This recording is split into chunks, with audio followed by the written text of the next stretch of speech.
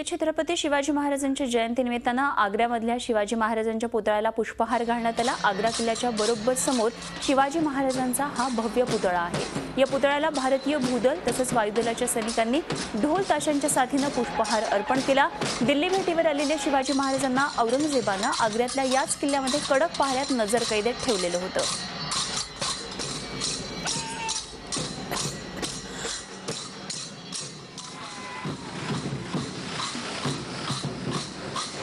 शिवाजी महाराजांच्या कालखंडातील सर्वात ऐतिहासिक असा प्रसंग म्हणजे छत्रपती शिवाजी महाराजांनी आग्र्याला दिलेली भेट आणि तेथून झालेली त्यांची सुटका।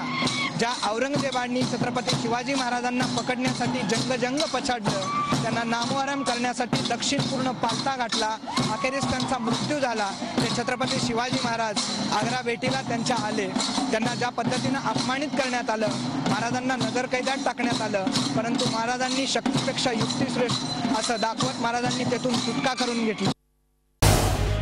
झी 24 तास रहा एक पाऊल पुढे।